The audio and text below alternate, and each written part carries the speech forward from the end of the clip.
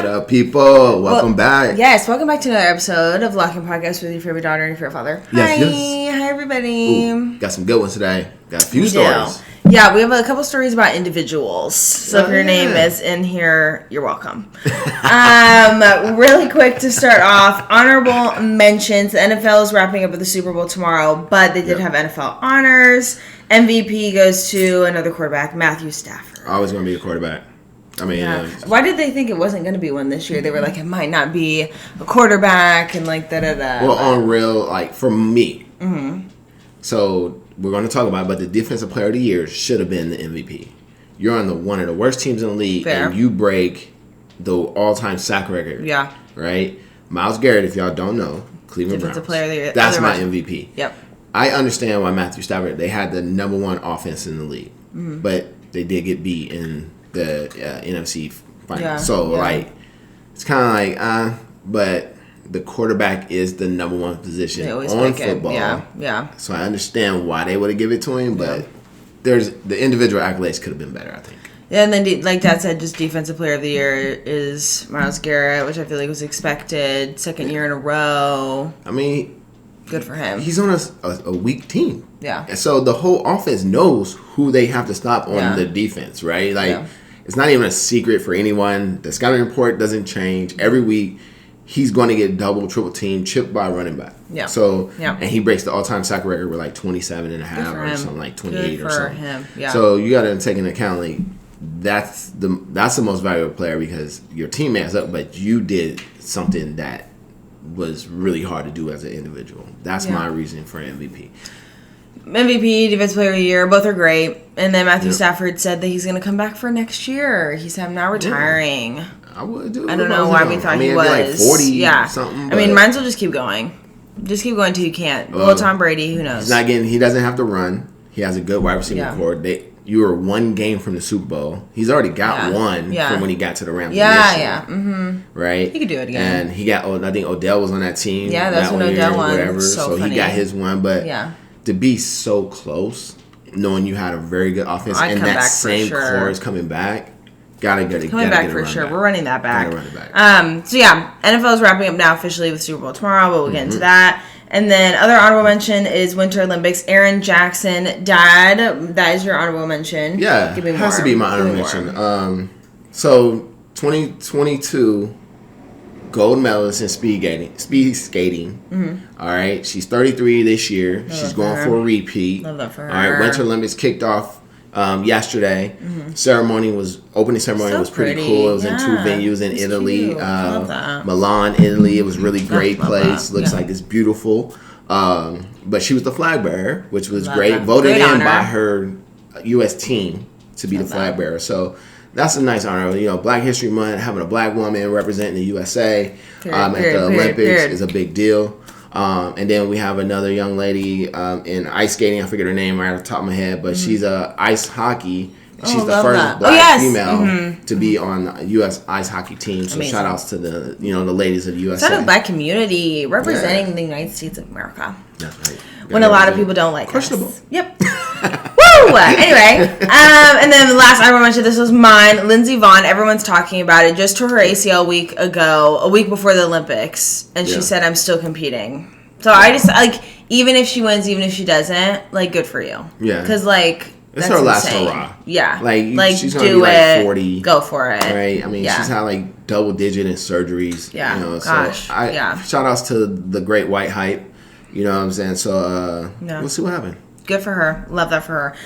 Okay, so on to big news. The NBA trade deadline is finally over. Thank God. I was stressed. The NBA was wilding. Hotmess.com. They waited to the very last day for everything. They really did. Everybody did. And it was still kind of underwhelming. I think the big thing, before we even get who traded, literally the only team, Miami Heat, didn't do one trade. They didn't do anything? Didn't touch a thing. Man. Well, Miami Heat did not change. Same team. No one left. Well, Pat Riley is stingy. You know what I'm saying? He doesn't spend money on players. He doesn't it's so odd. Big deals. If you're OKC even did a trade and they won last year, you're not all that in a bag of chips. They're not. And they don't expect to win anything this year either. I mean, they only got Bam. I don't know. It's so odd to Bam, me. you hold on to your pocket money. You see what draft picks you end up getting. I mean, they're going to be right in the middle. Yeah. And then you can see what happens in the offseason. Because let's be real, Greek Freak didn't go anywhere. So awkward. Right? So awkward. So I don't know how it would work, but do you get the Greek and do you put Bam in the same roster? God, no. 2 twin towers that both can dribble the ball? Bam's like, I'm chilling over here. Like, I don't need. He's got his lady over there. I'm telling you, They don't.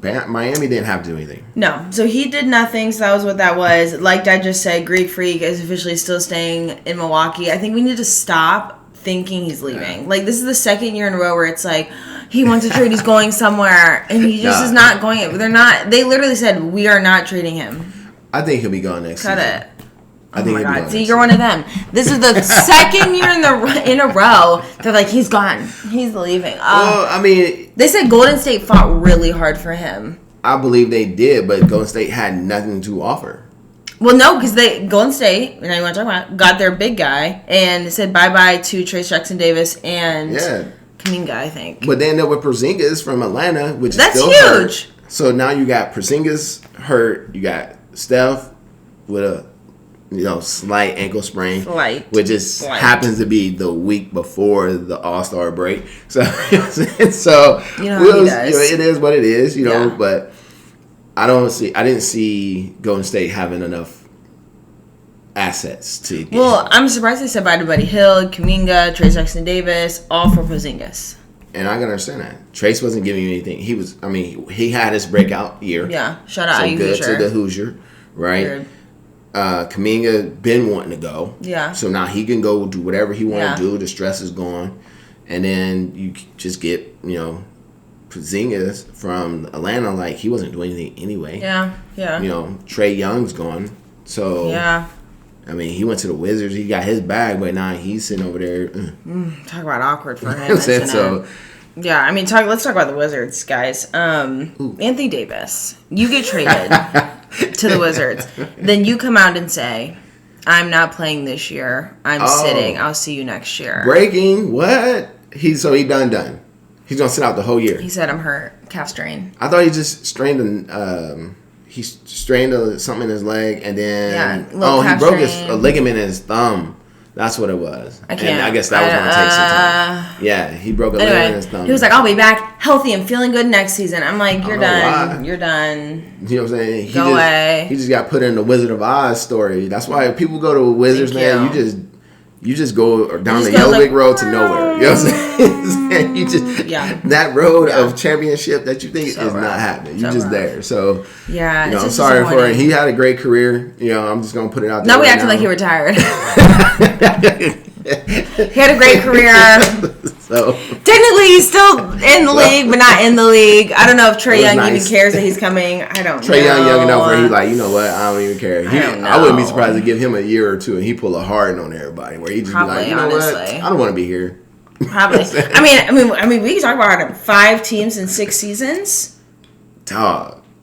Dang, he changed teams like he got going cars. To Cleveland now. Okay. I actually like that. I heard that when he was going to Cleveland, I thought it was going to work because Donovan Mitchell does have to do a lot. But they didn't need to really change anything. Darius Garland was good there. Yeah, but he really he's been hurt to like 50 games. Wow. So now you got Harden that does show up and play. Now, he may not be a clutch player. Yeah. But anytime during the regular season, he's going to get you 20 and probably 10 assists, right? Mitchell doesn't have to work as hard to get an open shot because he's a great ISO player. You know what I'm saying? So, and Harden does like to pass. You think Harden's still worth $40 million?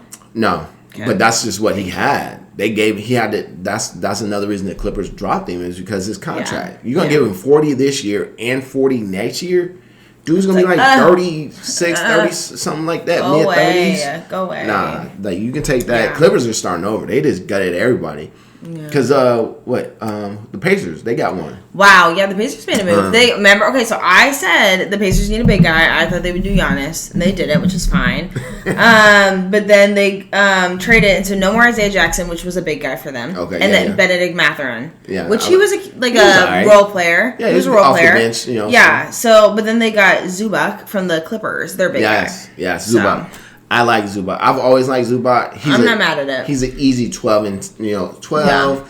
8 boards, probably even get you like 2 assists. They're you know what like I'm saying? saying him and Tyrese will really like he consistent. That dude's been in the league for a long time. Yeah. And like he's never come short of getting you close to a double every game, every season. So you got a consistent big man. Opens up a lot for you. Yeah. I think the Pacers made the right move. Yeah. You didn't need some point guard. You didn't need, like, you know, a shooter. Yeah. They needed a big guy. Losing Myles Garrett was... I mean, not Myles Garrett, sorry.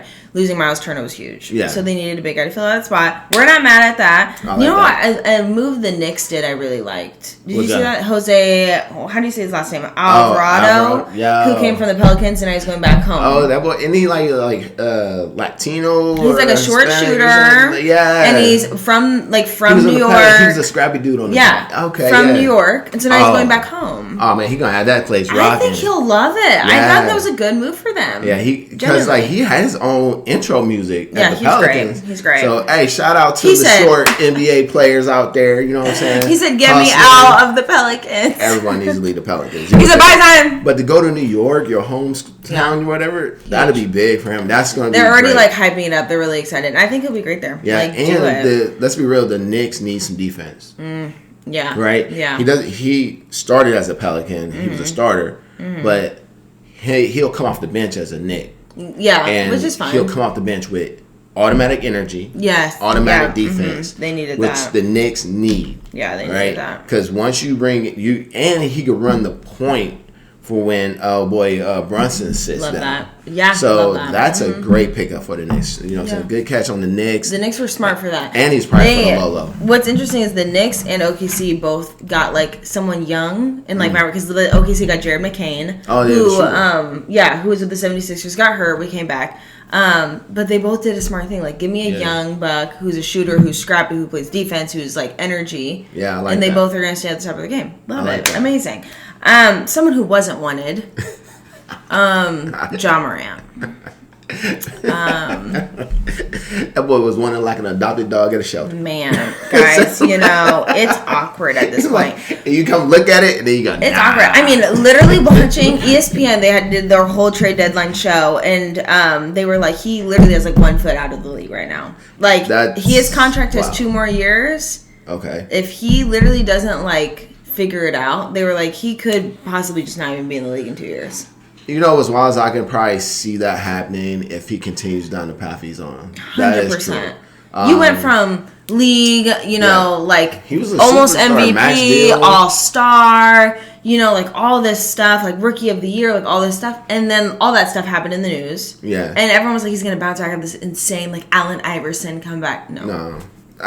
No one talks about him. The difference, and I've heard that comparison between, the way AI was with dress codes, with braids and tattoos. He was the first one to bring in street ball, urban feel to the league.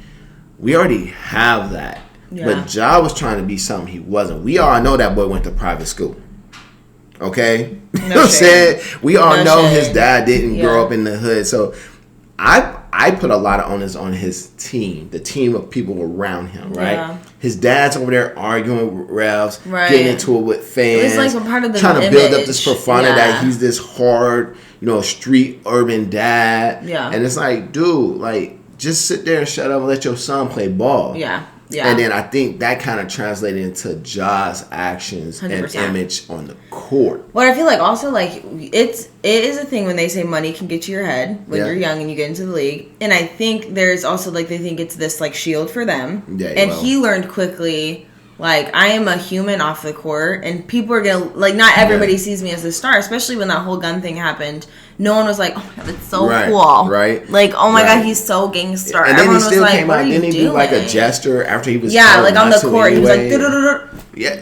And then you get suspended, fine, and then you make an adjustment where you throw a grenade instead or something. I'm like, so awkward. So he's gonna. I think this instance of trade made him let him see that the league does not play. Yeah. Understand who you're playing for. All right. The league is still all owned and ran by a lot of white people. right? Yeah. That want the persona that the NBA is this clean cut deal, which is why you now, when you're on the sideline, you actually have to dress up. You can't wear sweats. Right. All right. There's like these, it's like the pros and cons. Like a part of it's like the NBA is like trying to keep it all clean, but it's also like annoying. It's like give them a little bit of freedom, but you can't just be messing up and like whatever. They're pouring money into you, so that's why you make them look bad. They're like, okay, we're pissed. Yeah, and there was teams that said to take Ja, the Grizzlies, the team he is playing for, had to throw in their own draft picks.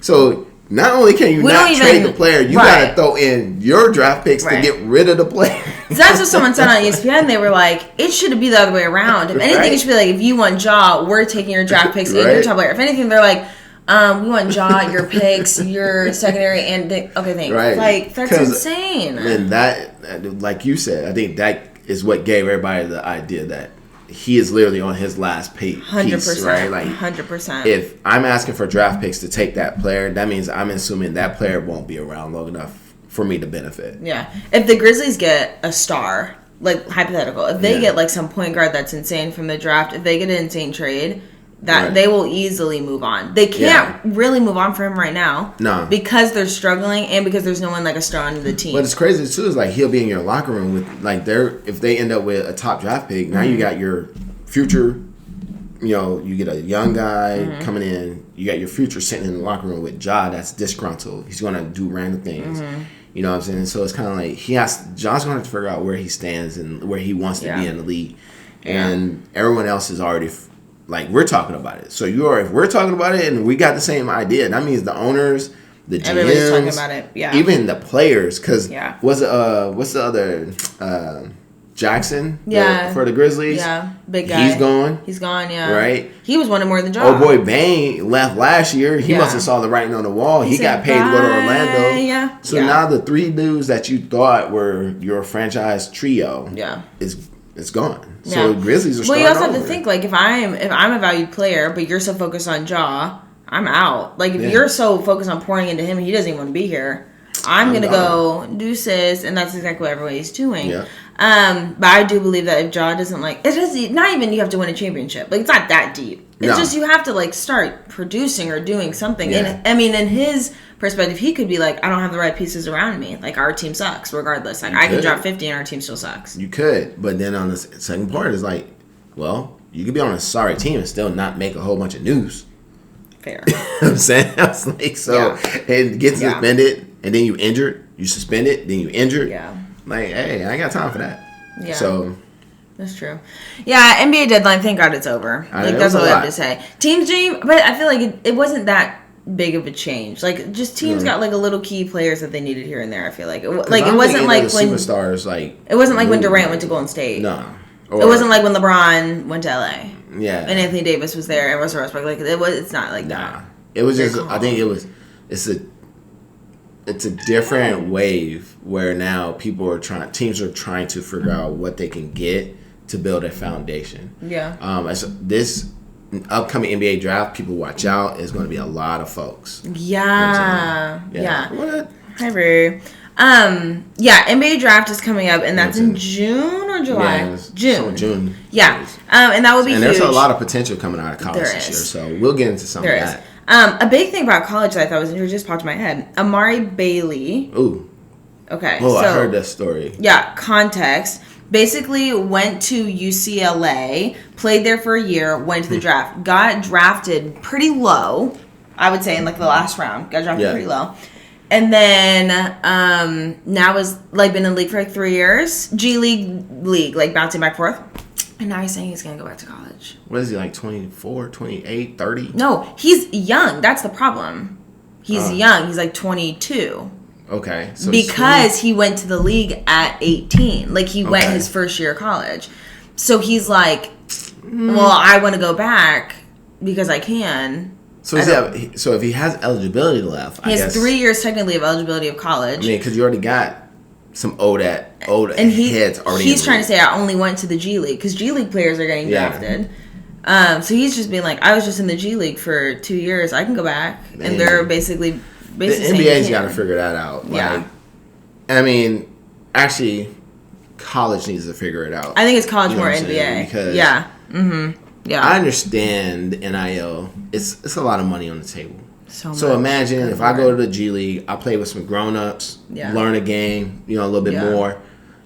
I already got to edge up on some freshmen, the superstar freshmen, right? Yeah. So now I can come in, you give me $3 million, I play for one season, I got $3 million. But do you, as a coach or GM, whatever, redraft someone that's been drafted?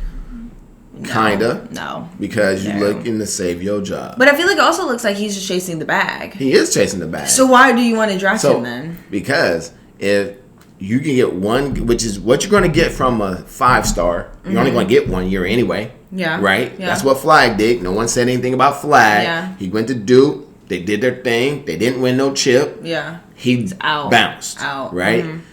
College basketball is a one and done. Yeah. It's simple. The only reason you stay 2 and 3 is because you now are getting paid, or you're not good enough to go to the league. Yeah.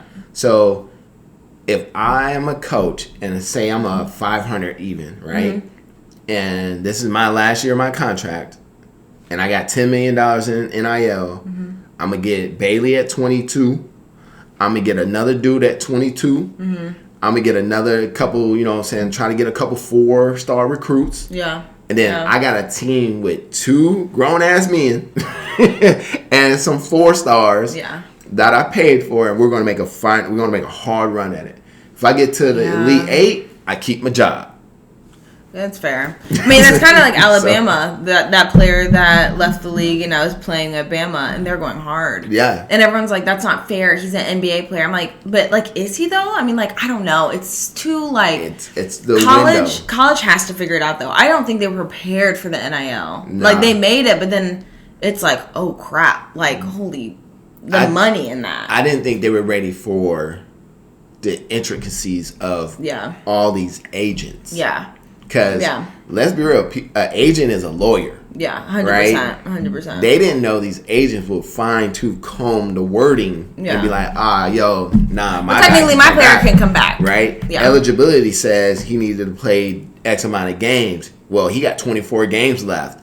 Cool. Well, my man won't miss. He'll sit out.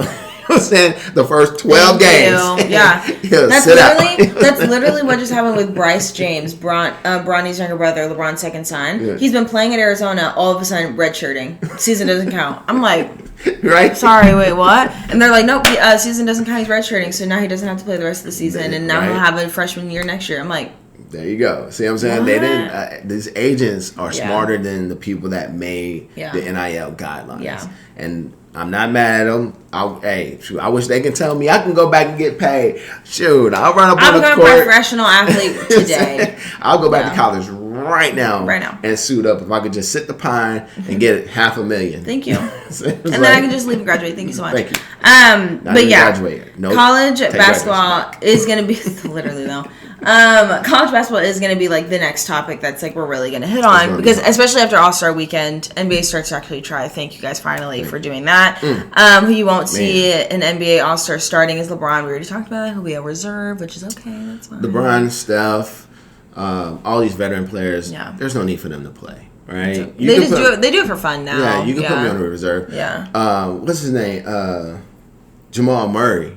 Oh, okay. For the Nuggets, he made the best answer when he said, if you're not going to play hard at the All-Star game, I'd rather go on vacation. 100% agree. He was like, why do I want to go to Inglewood for a week and instead I could be in Cabo resting, with my children, resting, having, Especially if you're on a team like Denver's going to make the playoffs. Right. So we can use this week to chill. Yeah. Like, because right after this, like you said, it's time to play for real. You got to dig in. Yeah. So I, as a fan, would love to see an All-Star game. Love that. Right? Yeah. But as a GM, no. You tweaked your back today, right? Calf hurts, finger hurts, back, toe, the Joker won't be like, hey, you sitting out this week, right? You know what I'm saying? Like, there's no need for you to go out there and do any of those little fun, little up and downs. Like, no. Yeah, no. But NBA All-Star Week will be fun. We'll talk about highlights of that. But the big thing is tomorrow is the Super Bowl. Woo! Seahawks and Patriots. Man. Everyone's rooting for the Seahawks, I feel like, because I feel like people don't want the Patriots to win, but it's not Tom Brady era anymore, guys. It's not Tom Brady era. Patriots can win it. Someone new. That is true, but I think a lot of people do want a little bit of redemption for the Super Bowl 40. Yeah, you know what I'm saying? They do. Yeah, which is fine. Whatever 49. I'm gonna be there for the halftime show. I need the Bad Bunny. That's what I need. Bad Bunny would be hard. I don't know why. I understand why people are concerned about the idea that they won't understand it because it'll be in Spanish or whatever. He'll have some components that are English. He'll have guests. Yes, it'll be enjoyable. It's be entertaining. The big thing is the message. The message is sent. Like, you know what I mean? Like, you have a Puerto Rican man with everything that's going on right now. Well, like, it's huge. There's a couple comments. I saw a comedian on socials, and he made a very funny point that it was like, last year with Kendrick, everybody was kind of like, all right, the NFL Super Bowl now is like, it's diverse enough. Inclusive. Okay, yes. You've hit your mark. Yeah. And then this year, they're like, we're going to raise you no English. And I was dying. I was like, that's They said, here we go. We're giving you everything. Like, next year...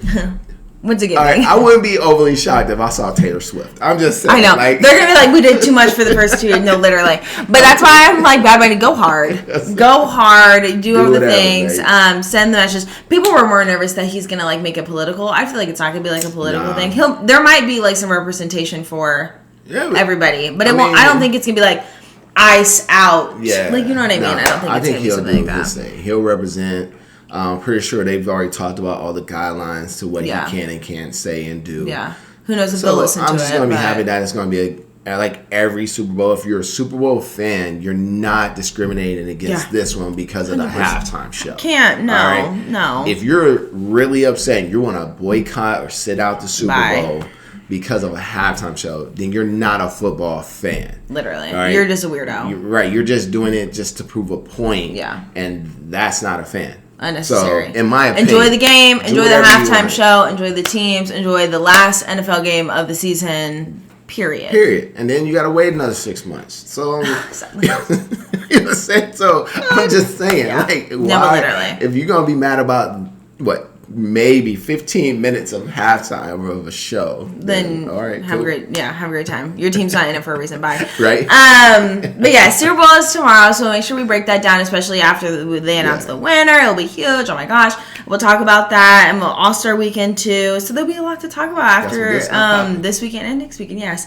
But as always, guys, we just appreciate you. We appreciate you still watching. It's gonna be a year since we started in May. Oh wow, get there. Yeah, so it'll be huge. So we just appreciate you guys. Keep up on our social medias as always: TikTok, Instagram, Apple Music, YouTube. And we'll see you guys next week. Thank you. Thanks, guys. Bye.